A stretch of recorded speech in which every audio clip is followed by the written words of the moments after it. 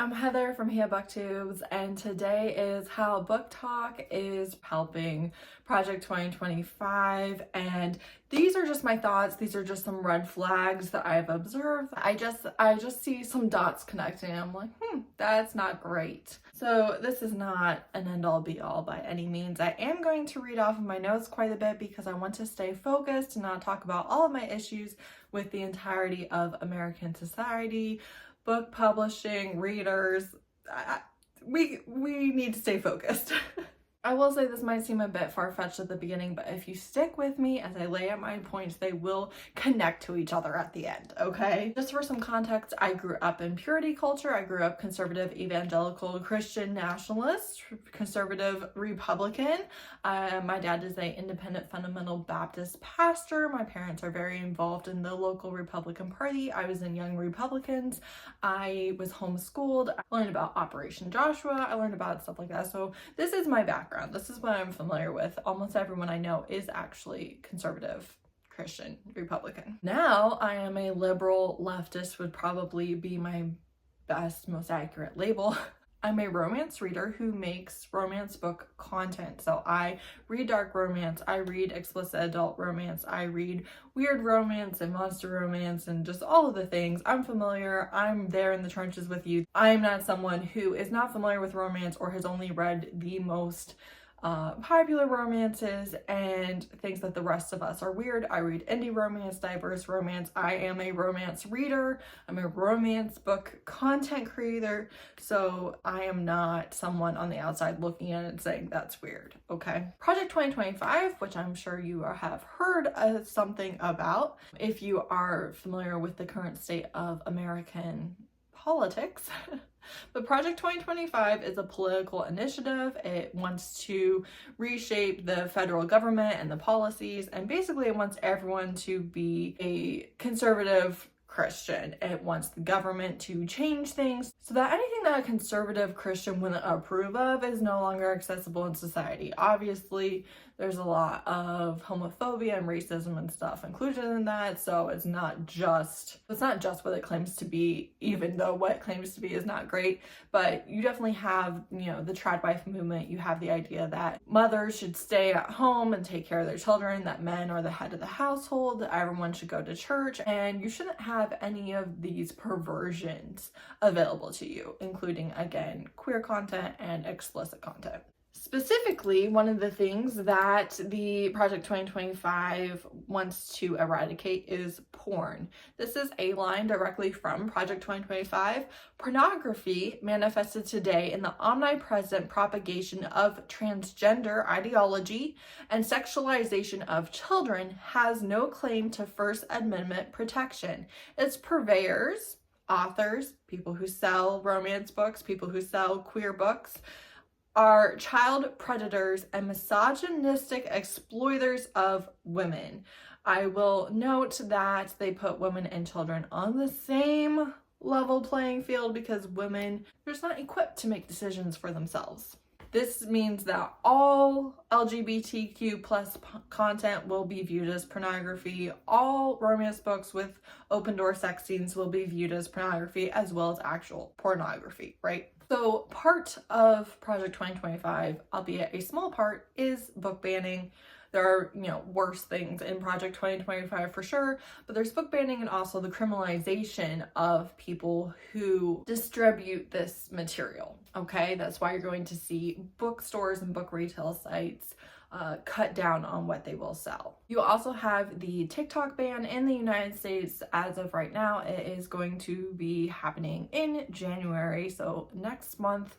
That is still legally what is happening. Nothing has changed with that. Basically, the United States government said that TikTok had to sell to a company that, they approved of if they wanted to stay in the United States. And TikTok said no. All of this together is part of the rise of fascism, which was definitely helped along by the pandemic. You see a rise in fascism after a pandemic, and also when we as a society have swung one way, such as getting the right for gay marriage or the BLM movements, you will see then a swing in the opposite direction. Society as a whole has swung to more conservative. Gen Z is more conservative than millennials.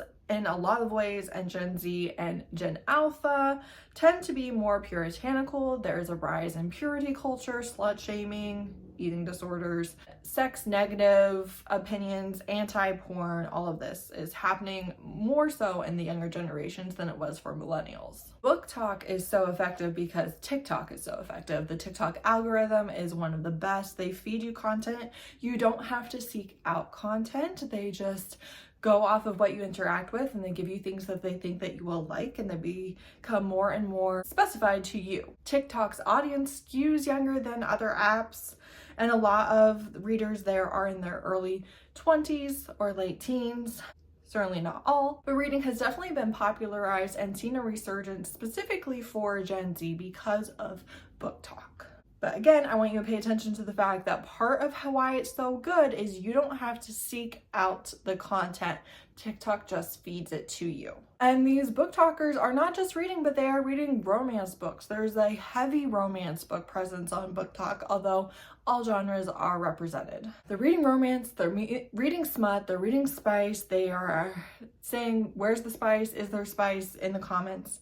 You have a lot of content creators reading high heat, explicit, open door, adult romance, calling it smut, calling it literature, calling it corn, because they can't call it porn because TikTok makes them have to censor it, so they call it corn. So they are the ones reading and enjoying romance, and they are still derogatory towards it in the way that they talk about it. And they're doing this while simultaneously refusing to have a shirtless man on the cover, a clinch cover, any sort of cringe cover. They want something very discreet, very demure, very mindful. A cutesy little illustrated cover, which I love, I'm not anti. A discreet cover. They love a good boring cover with a floral design that says absolutely nothing about the content of the book. So they like to read explicit content, but they don't like their cover to say that. They're easily embarrassed about it. They talk about how much they hate those covers. The most interesting offenders of these are dark romance booktalkers, and maybe even more specifically, dark romance booktalk authors. A discreet cover, but they will post on TikTok the most sensationalized, unhinged, shock factor scenes and snippets. It all has to be censored for the TikTok guidelines, but it is scenes, in my opinion, that are written for the shock factor. They're outlandish even for regular dark romance readers, people who are familiar and enjoy the subgenre. And this is to grab attention, it's to go viral. A lot of it is too far for me personally, but I am not the deciding factor on what should get to exist, right? My lines, my comfort zone don't have to be the lines. Just like I can read something that you would not touch, is okay for other people to read content that I think is a step too far. They have the right to do that. I am not judge, jury, and executioner of the moral police. So you are taking extreme content and putting it on the FYP, the For You page, for the algorithm to put in front of eyeballs. Again, you don't have to search it. That would be shocked by ACOTAR. They would be shook by the most basic romance you've ever seen. They've never read an explicit sex scene in their life, and you're showing them fucking her in shark-infested water while you make her bleed and hold her head underwater so that the sharks scare her enough for her to come. You are showing them monster fucking and Omegaverse and weapons play and branding and just stuff that is kind of extreme. And you're showing it to people who don't have any context for it. This leads me to my next point. Negative content about Booktok goes viral. If this is a critique, that is one that I am guilty of. I've made a handful of negative videos about Booktok, and in every single one, I do make the disclaimer that my Booktok feed is excellent. I follow diverse creators, informative, thoughtful creators who have some of the best book discussions I have found on the bookish internet, and who confront a lot of these things that you hear about Booktok.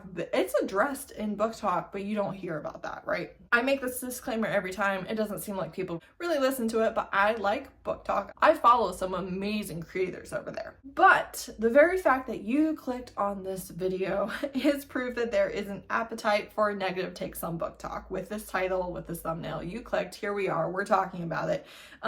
Because there's an appetite for it. It's not Booktokers' fault that their platform has a good algorithm and has blown up. Booktok gets made fun of on every other social media platform and on TikTok too by non-Booktokers. But I've seen so many viral screenshots of Booktoks on Twitter. Booktok talks shit about Book Twitter and vice versa, even though they're two sides of the same coin. But negative Booktok content goes viral all over Twitter with people who have never watched Booktok a day in their life. It's often rage-baiting videos in the first place. It's not truly a good representation of what Booktok as a community is. But it goes viral, and it's all the social media platforms.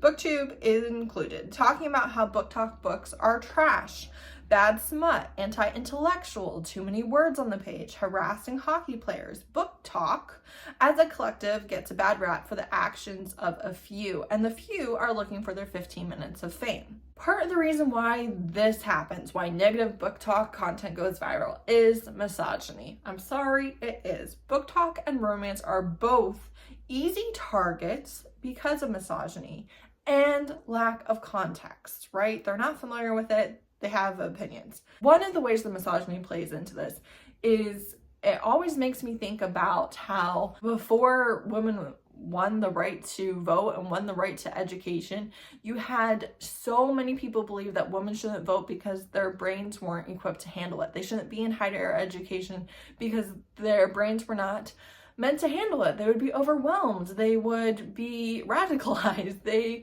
would have newfangled notions. They were easily influenced. They were not discerning enough to decide things for themselves. They needed a man to decide for them, right? They were easily swayed. They were a vote that was up for whoever could talk the prettiest. Like, this is a long-held pillar of misogyny that women just, their little brains, they just can't handle it. Right? And so when I hear young women can't tell the difference between dark romance and real life, if they read dark romance, they're going to want an abusive relationship, my alarm bells go off. I think that it is much more likely that the problem is teenage boys turning into incels than it is that teenage girls are reading a romance book with a dark alpha hero. The very idea that women have unrealistic standards because they read romance books, because they cannot tell the difference between a book and reality, that screams to me women shouldn't be in charge of their own rights. But so you have all these people getting these viral screenshots put in front of them without context, with their implicit bias already being against things like this. And this sets a dangerous environment where the average person maybe knows nothing about Booktok or romance books, but they do already have a negative bias towards them. Enter in Project 2025 and book banning. The conservative agenda thrives off of fear and extremes that are sensationalized and co-opted to make it seem as if everyone on the left is actively seeking to destroy their way of life. Examples that I have heard in the 2024 presidential election season: the illegals are raping and murdering. They're putting litter boxes in the school bathrooms because your children identify as a cat. Teachers are encouraging your child to become transgender. They're performing transgender surgeries during school hours. They're eating the dogs. They're eating the cats. They're putting pornographic content in the elementary school libraries. These are lies. They're made up, not factual whatsoever, but because of people's implicit bias, because of their racism and homophobia, and because of their very real and valid love for their children and a desire to protect their children and a fear for their children's safety, they easily believe a lie because it fits what they believe already. A lie that does not confront your worldview is a believable lie, whereas a truth that does confront your worldview is not believable. This is a proven fact. What you already believe affects what you are going to believe. Book bannings and book challenges have always been a thing. They've just increased in recent years, right?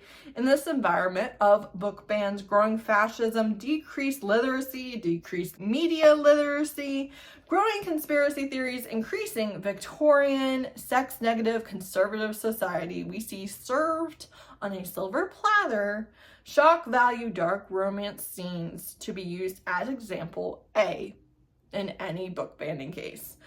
on why children should not have access to porn in the bookstore. And you know what? They're right. I do not want my 12-year-old reading dark romance. I don't want my 12-year-old reading explicit sex scenes. I don't want my 12-year-old to be consuming explicit adult content in any capacity because they're not old enough to be doing that.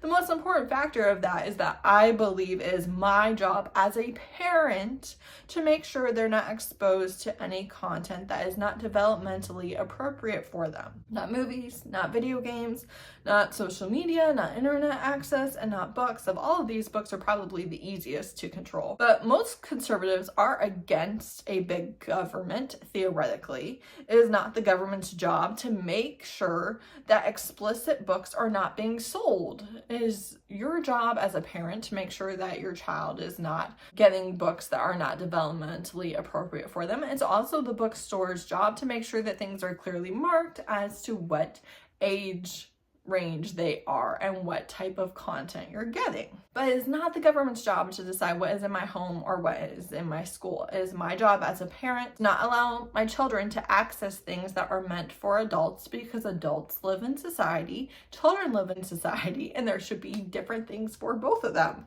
And I do not appreciate the vilification of teachers and librarians and the implication that they are trying to corrupt the children. And this is where my beef with publishing comes into it, because you've left kids behind. Instead of publishing for 12-year-olds and 14-year-olds and 17-year-olds, you're publishing for 25-year-olds and still calling it young adult. You're calling it YA. A 12-year-old minor should be able to go to their section of the library or bookstore and see themselves in a book that they pick up, but you're not publishing them anymore. A 17-year-old should be able to see a 17-year-old. Even if they want to read a 20-year-old, obviously there's a big developmental difference between a 12-year-old and a 17-year-old. Even if they are more interested in reading books set in college, they should still be able to find ones that have a 17-year-old protagonist. And then you have another big leap on what is appropriate and interesting to a 21-year-old. There should be books published for all of those ages. You cannot just lump them all into one category and call it good. The difference between a 12-year-old and a 21-year-old is ridiculous. With marketing, with categories, with age genreification, with covers, why do the YA romance covers and the explicit adult open door romance books have identical illustrated covers? You cannot tell the difference unless you are already familiar with what that book is, and that's a problem. The reason you have comments on any given Booktok, any spice, is there spice in it, on videos of YA fantasy books, it's because there is not a clear, definitive difference between the two. Where are the lines in the sand? Marketing means something. Covers should indicate genre and age level. Words mean things, so YA should mean teen, but it doesn't. Publishing has muddied the waters so much, selling to a 27-year-old a YA hardcover for $30 with characters in their 20s and a little spice, and pretending that it is somehow in the category for a 16-year-old. Again, when you do this, you are making it that much easier for book banners. It is your own fault. You called something that was not appropriate for a 13-year-old YA, even though that is their category. Oh, and also publishing has always been on the side of the establishment. They are the establishment. The publishing houses are not going to fight book bans. They're not going to fight for queer content. They're not going to fight for BIPOC authors and characters. They will make money on Trump biographies and leave you as collateral damage. Obviously, there are many workers in publishing who are fighting for change, but the publishing establishment itself, no. Indie authors might be the obvious solution to this, but indie authors are struggling with ever stricter mystery criteria from Amazon and other book retailers. Your favorite authors are having to change covers and synopses to try and keep their books up, and they're still not coming up in search.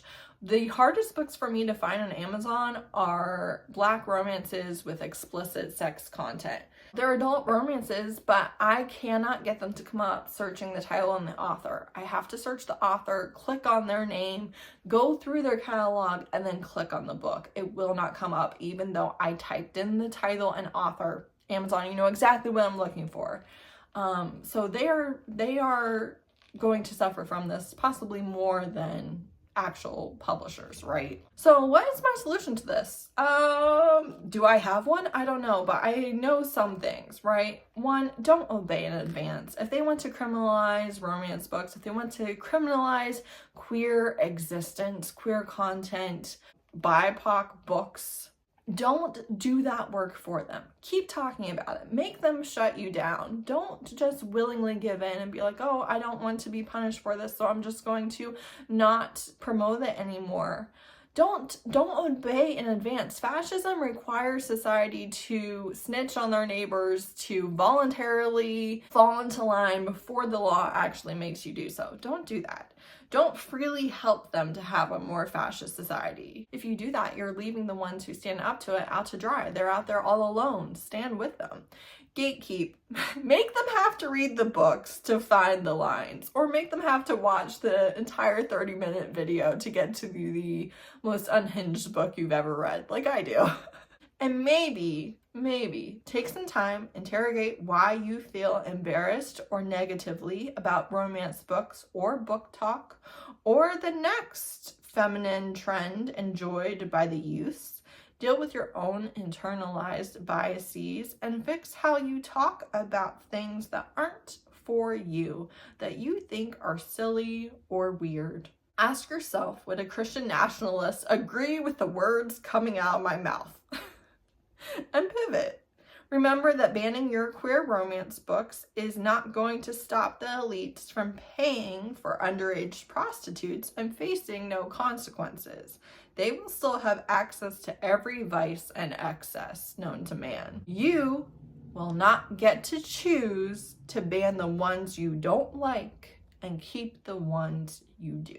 That's all I have for you. I do think that we will see some of this viral content being used as examples. I would just encourage you not to do their work for them. Make sure that you keep talking about books and get involved when and where you can. Even just the normalization of romance books, of sex positive women, queer identity. Keep that normalized. Don't let them shush you, and don't leave people to stand on their own. Yeah, I'd love to know your thoughts.